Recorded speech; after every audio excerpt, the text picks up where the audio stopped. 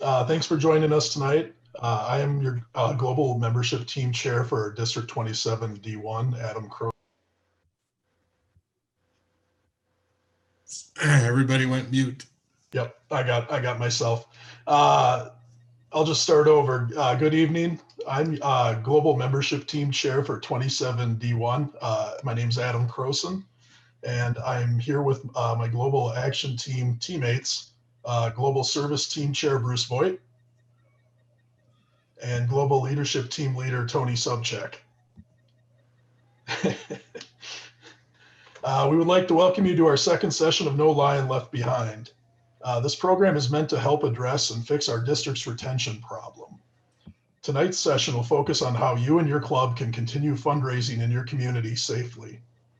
First, I want to thank you again for coming. By being here, you are showing that you care about your club, its members, and most importantly, your community. There's no doubt or no lying in saying this. COVID-19 has really changed the way that we are doing things right now. But let's face it, regardless of COVID, retention and growth have been two difficulties many of our clubs have faced for the last decade. The pandemic doesn't mean your clubs have to stop functioning, though. Many of our clubs have found new ways to help with service projects in our community, and many more of us have found ways to adjust our fundraisers with safety precautions in mind so we wouldn't have to cancel them completely. We've been known to use this slogan around our district. Active members are happy members, and happy members are active members. Happy and active members attract new members. So far this year, many of us have turned our fundraising meals into drive-thrus. Numerous clubs have had drive-through broad fries. Some have even gotten a little bit more creative. The Cassville and Deerfield Lions did barbecue chicken meals as a drive-through. The McFarland Lions had a weekly food cart this summer. The Oregon Brooklyn Lions served pork sandwiches as a drive-through. My own club in Cross Plains, we had a fish fry drive-through. And the Wanakee Lions even had fair food as a drive-through. Some of us even got more creative. The Highland Lions are continuing and moving forward with their annual fishery and also serving a pork rib sandwich as a drive-through to go with that to replace their meal that they typically have with the fishery. The Beloit Evening Lions, they changed their annual car show into a Sunday drive. The Portage Lions put their auction on the radio. Dane County Winter Circle went online with a Pampered Chef sale. Next month, the Albany and Dodgeville Lions are both planning pancake breakfasts. And the Sun Prairie Lions found a way to provide socially distanced visits from Santa Claus to 800 kids in their community this Christmas. If one thing is certain, there is no quit for some Lions. That's because we serve. Whether it's pancakes, brats, chicken, we serve our communities and the world, and often through cold, hard cash. And we can't give money back to our community without raising it first. So tonight, we are going to separate into breakout rooms, and the computer has randomly assigned each of us to a room, so you may be separate from others in your club that are on this call. Once in your breakout room, you will have a moderator, which is either going to be one of 7 of our zone chairs or a member of the GAT team. You'll have 25 minutes to discuss the topic and come up with some ideas to share with the group when we reconvene.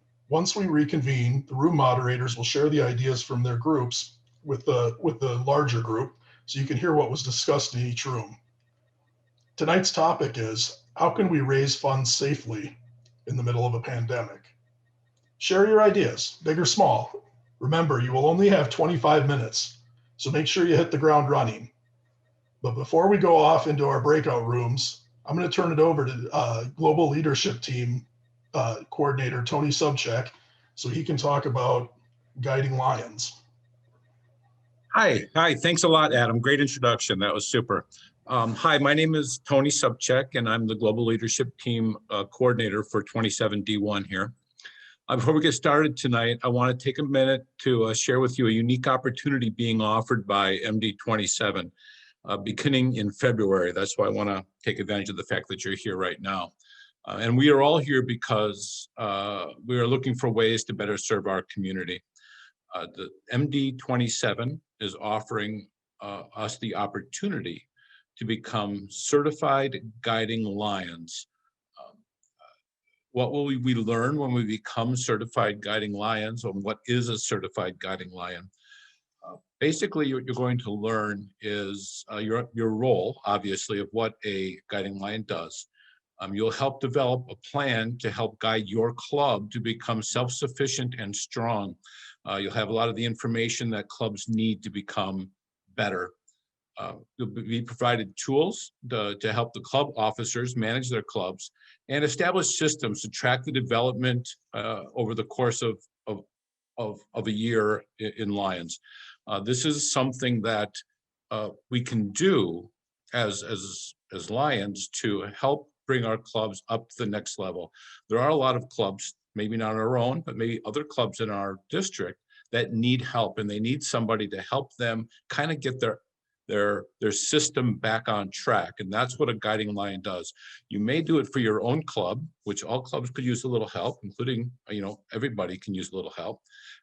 Or another club in your district near you may need some help.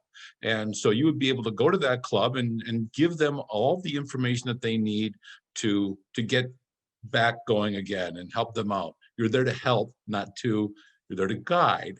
You're not there to be an iron fist. You're there to guide them. So here's what it is. They're going to be offered virtually. In a way, there's going to be 2 learn at your own pace training opportunities. The first one will be February 1st through March 31st. And the second one will be April 1st through May 30th. These are separate. You don't need to go to both, just one, okay? It's about 8 to 10 hours of work. Participants must complete the entire LCI curriculum for a certified guiding lion. And again, it's about 8 to 10 hours of time that you're gonna have to put in that 2-month window. At the end, there'll be a 1-hour online review via a Zoom meeting, and then there'll be a test. And of course, you'll have to pass that test to become a certified guiding lion. And I believe that a certified guiding lion is good for either 2 or 3 years. I think it's 3, but I've read someplace it might be 2. I do have a registration link that Lion Adam Jody was put in the chat. So you might want to take a look at that. That will get you to a registration. They're only allowing 20 registrants per class. So if you're interested in it, please sign up. This is a great way to learn about guiding your clubs and about yourself and about Lions in general. And it'll help all of us out. I signed up because I've never done it, so I'm excited about it. If you have any questions, contact Lion Jody at jody.burmester@gmail.com, and she will be able to answer any of your questions. And probably with part of our packet, our after action packet that we do on this, we'll probably put that, we have a flyer, and we'll send that along with your packet in case you're interested. But if you're even a little bit interested in knowing about how everything works, this is a great opportunity to learn more about Lions and serving our clubs. That's all I have. Thank you for listening. We're still going to be done by 8, I promise. All right, everyone, it's time for breakout rooms. So I am going to hit open rooms and you're all going to head over. If you have any questions or problems, you can chat with your moderator, or you can go ahead and message me and I'll be monitoring for you. So enjoy the conversation. We'll see you in 25 minutes. That's your umbrella is upside down. Well, welcome back. I hope you guys had a good discussion in your rooms. Now we're going to start with the sharing from your breakout rooms. So I'm just going to, the first person I see is Bill Husted. So Bill, if you wouldn't mind unmuting yourself, I was hoping maybe you can start and share what was discussed in your room.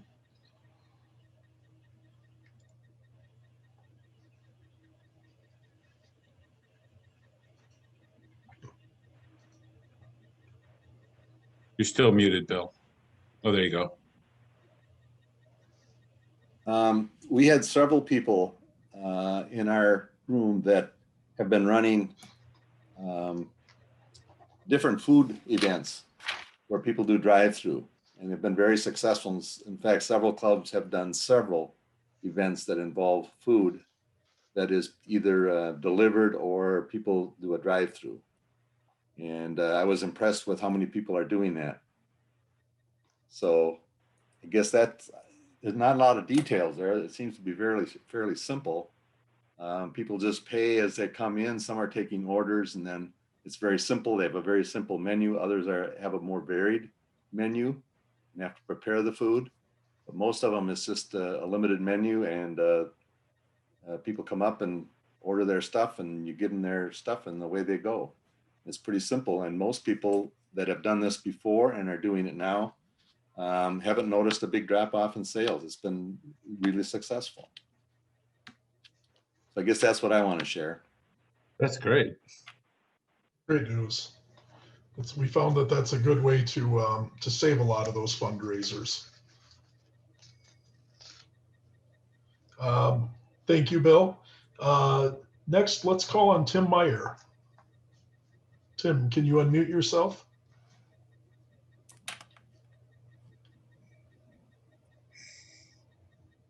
Tim?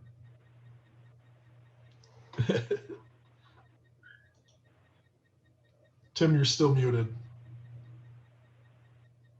There you go. Oh, there we go. I kept clicking on it and it wouldn't let me unmute. Okay.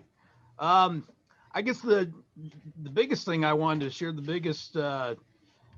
we had a lot of different ideas on fundraisings, and some of the same fundraisers that they've been going on, for years, but the biggest change to making it a little bit more safe is taking more phone orders for whatever fundraisers people were doing. And then when it came time for deliveries, or even the event like Sun Prairie was having with their, Santa Claus delivery, is just calling ahead, making appointments of when they were going to arrive with their Santa suits to, be at the front door, or even delivering roses or nuts, roses, whatever. People are just using their resources, calling, texting ahead, just to make sure that it's scheduled. And then the other one was the big thing to start maybe using is apps like PayPal or Venmo for, hands-free exchange of funds. Just curious, Tim, how many clubs in your room were using PayPal or Venmo? We only had one talk about using it, so I think there's a lot more opportunity to start using that. If I can interrupt, I know I don't know if Deerfield was in that room, but I know that that is a good workaround for exchange of money for raffle tickets during the pandemic. It's a good way to get paid, and then for the raffle tickets, and then send the person who bought the raffle tickets a photo of the stub, so you aren't mailing the raffle tickets, which is against our Wisconsin raffle licenses. Good idea. That's all I had, Adam. Awesome. Thank you, Tim. That's great info. And if you guys are curious, about using PayPal or Venmo in your clubs, feel free to reach out to any of us on the GAT team. Myself or Tony or Bruce can get you more information on that. Ron Wright, where are you? I don't see you on the main screen. There you are. Ron, what did your room talk about? And sorry, Ron, you'll have to unmute yourself. There, I'm unmuted. There. Thank you. In my breakout room, there was 5 different clubs, and 2 of them are having real issues. They've not been able to have fundraisers, and so they were looking for ideas. And the other 3 clubs had some ideas, like a Friday fish fry drive-through, for Cross Plains had done over 400. McFarland had moved their chicken barbecue and made it a drive-through and did it Labor Day weekend. What I got most out of it was that you need to advertise your event, and whether that's and most of it can be free. Facebook groups, use your village's reader boards. Just about every village has some kind of reader board as you come into town, or else the banks have these reader boards, and they're all happy to put up, your events on there for you. Putting out flyers, just, that sort of thing. If you get the word out, and I wish I could remember who said this. I think it was Paul from McFarland, but that people want to get out and people want to participate. So the gist of it is, what I got was, plan something and they will come. So that's what I got out of it. And then the other thing was, the people in my group would like to be able to get, where could they go to get the information from say Sun Prairie about the Santa Claus thing, or McFarland about a chicken barbecue drive-through, or so they'd like to, if the GAT team can somehow put out something like that, so that they would be able to, where they can go get resources. They can contact, somebody from one of those clubs. Thank you. Thank you, Ron. And no, that's great information. Just scribbling down some notes, and we'll try and get that. If we don't get that information into the chat here before we leave tonight, we'll get it one way or the other to you. Watch your emails, because when we're done, we'll do an after action report, and we'll put a lot of information in it. We'll try to do it in one email so you don't get a whole bunch of them. And then most of the information that you need will be there. And hopefully then we can add in things like some contact information from some other clubs, as well as some basic ideas of how to get some of the things, how to make some of the things happen. Thank you.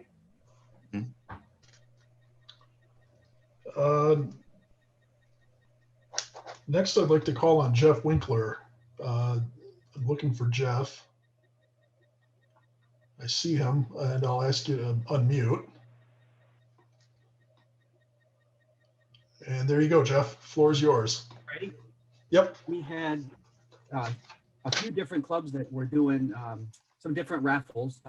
We had a cash raffle, a gun raffle, and merchandise raffle. And we had flower sales, poinsettia sale around the Christmas time. And then Deerfield's doing a spring flower sale, a bouquet sale coming up. And Janesville also was participating in one of those. Had online, in-person and online Bucky book sales, drive-through chicken barbecue. And then the best one, everybody I think liked the best, was one of the clubs had an individual family donate $10,000 to them. So we decided that was maybe the best way to do a fundraiser for everybody. We'll go out and find those. That would make life a lot easier. So we could all just get one of those people in our district. That'd be good. Yeah, and that did happen. I mean, even though we're laughing about it, that actually did happen for the club. So good for them. It was able to keep them on budget and a little higher, actually, for what they lost out on. There was kind of a general consensus too that if we make opportunities for the public to get involved and donate money to the Lions Club, we feel like there's a pretty good concerted effort that people want to do it. If they just find an avenue that fits for them and fits for us. And I think it was Ron that said, advertising, awareness, promotion of whatever it is. So that's, people are used to giving some of their money to somebody, even if it was, going out to eat, which they're maybe not doing much anymore. So that was just I think that's a neat theme to think about, that however, whatever kind of method each of us asks for the money, whether it's a raffle or a chicken barbecue or a flower sale, there's people out there that will participate. Thank you, Jeff. That is great information from your room, it sounds like your room has been pretty active those in your room were pretty active so far this year. And Yeah, I would say so. Yeah. Thanks again. Yeah. Next, I'm going to call on Jim Fletcher.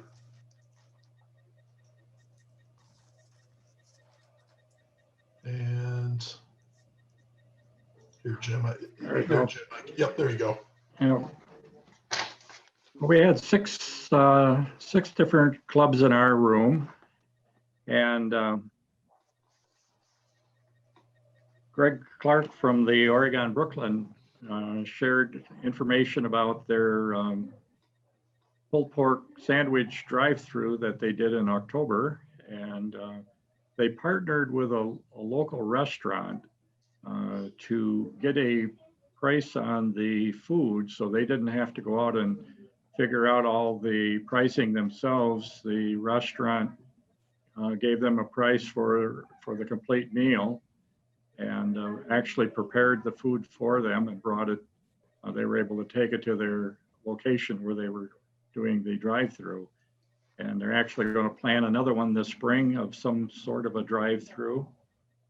Greg also shared with their toy drive for the school district, how they partnered with the police department and collected toys. And the Optimist Club in Oregon saw that they were doing that, and since they hadn't had much activity, the Optimist Club gave the Lions $500 to buy toys. So that was service clubs working together. Kind of a thing that happens. It doesn't need to be a pandemic thing, but the Fenimore Club has been running a calendar sales. They sell ads on their calendar for, depending on the size of the ad, for $25 to $60. And then they also then sell the calendars for $5. So they make a few $1,000s just doing that. And that's something that can be done at any time. Doesn't have to be during a pandemic. We had a couple of people in our room from outside the district. One club handed out free ice cream and took donations at an event, and were able to raise a couple $1,000s and handed out about a semi-load of free ice cream to people. So that was all donated products. We had a lot of good discussion. And What was it, like the quarts of ice cream, gallons of ice cream, soft serve ice cream? How did they do that? I don't remember. I don't think we got into the specifics. I believe it was donations. Stacy Nessa, I'm just gonna ask if you guys are okay. I'm gonna ask Stacy to, Yeah, I just lost Stacy. Stacy. We can ask Stacy to put that in the chat, if she would. Okay.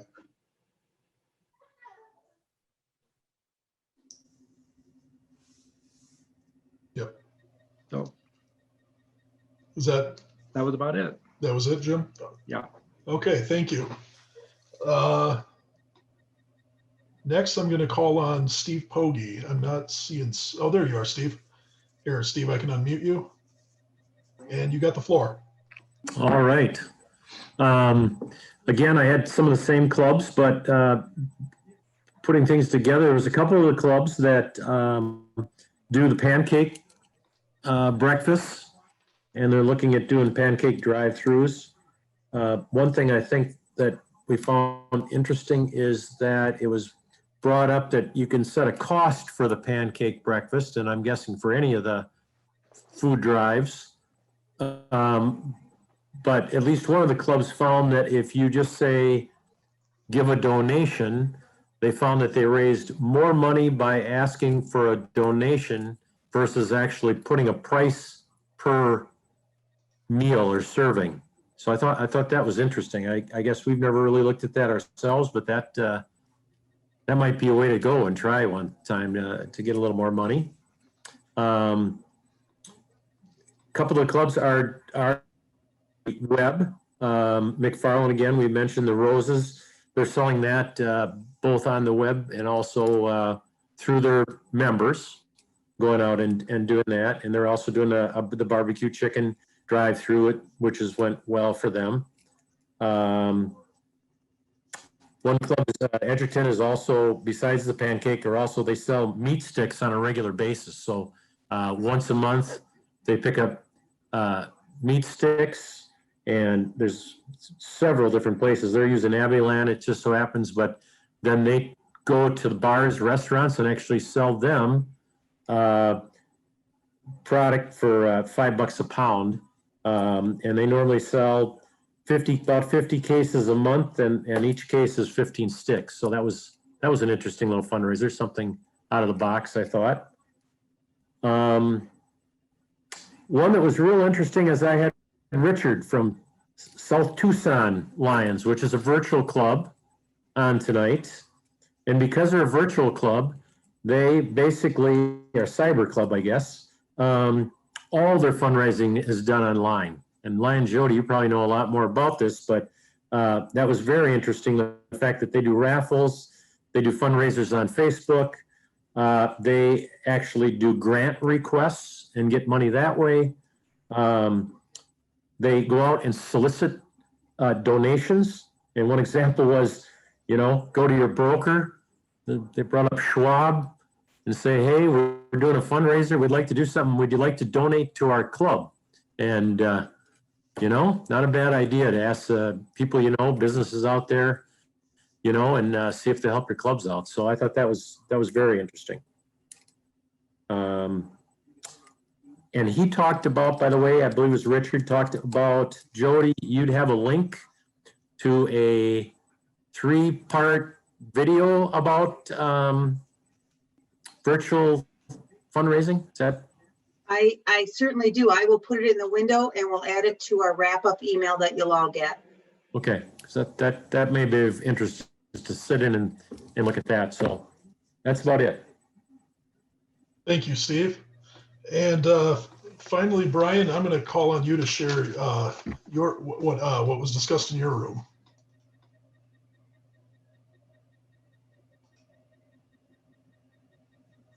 All right. Like a lot of the other groups, a lot of the drive-through ideas and the use of Square and other technologies to get the contactless payments, and even the idea of just doing straight up donations through them.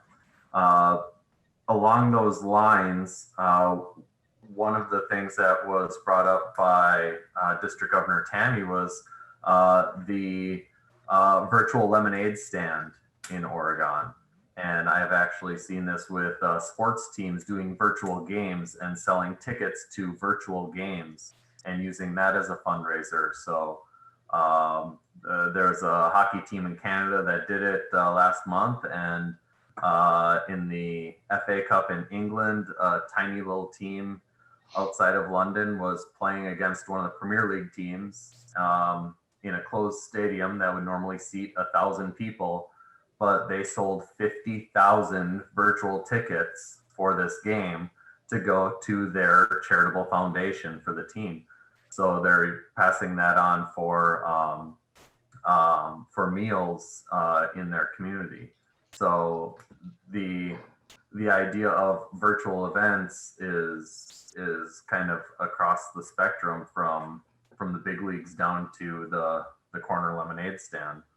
One other item was Jerry mentioned the idea of just go ask, and it was kind of brought up, and they raised a ton of money just by going out and asking, because as mentioned, money is burning holes in people's pockets because they're not going out to dinner. Businesses aren't donating to the Little League teams because the Little League teams didn't play. So go ask them. They have a budget for community groups. They have budget for some of these organizations that just aren't using the money, aren't able to use the money. So it never hurts to go ask and see if they can help build a shelter for the park or park benches or whatever your service project is. Thank you, Brian. Well, we're getting close to that hour, so we're just going to wrap up here. But thank you again all for coming. thank you for all to our moderators for that great feedback and getting that information out to us. The next step of what we will be doing is the GAT team will be teaming with our moderators to summarize all of the information you helped provide tonight in those breakout rooms. And we will be sending that out to all of the clubs and all members. And we encourage you to discuss these ideas with your members. Just remember, we serve. That's our motto as Lions. It's why we're here. It's why you are here. Take this information back to your clubs and let's get to work helping our communities again. If your club is not meeting virtually, please let us know. We can set up a Zoom meeting for your club. We will do all of the work for you, including inviting your members. Just ask. Remember, Zoom calls can be on the phone. You don't need high-speed internet to make it happen. And that is evidence tonight as we have several members, Lions members from around the state who are on the phone on this call. Adam, can I just add that anyone that was, even if you're not from our district, from D1, anyone who's on the call will get the email for the follow-up with a link to the support materials and additional materials along with the video recording. Peter and Joan Cerniglia have a question. Sure. He'll have to unmute himself, or can you unmute him for him? Let me find him. Otherwise, I can. There you go. All right, unmuted. Peter, have at it. I have a fundraiser suggestion, but you're going to have to move fast on it. Is cheese and sausage plates for Super Bowl Sunday, to sell cheese and sausage plates. People order them and you deliver on Super Bowl Sunday. That's just an idea for a quick fundraiser. That's a great idea. I think we know somebody. I know a guy.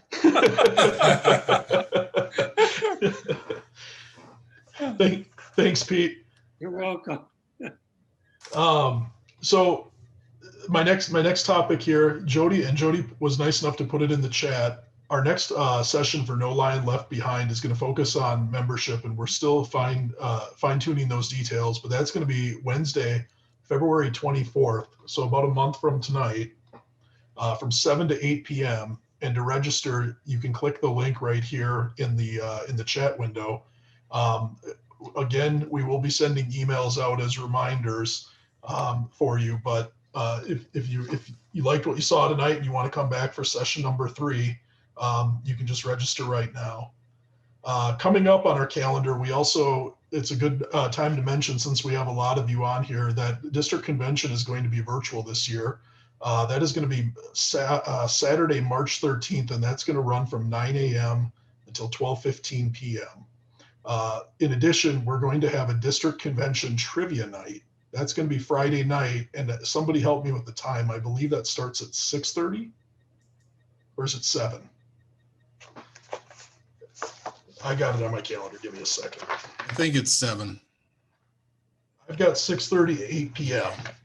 If that's something that interests you, it's going to be kind of social, so that we can kind of regain that social aspect of district convention and get to talk with all of our friends.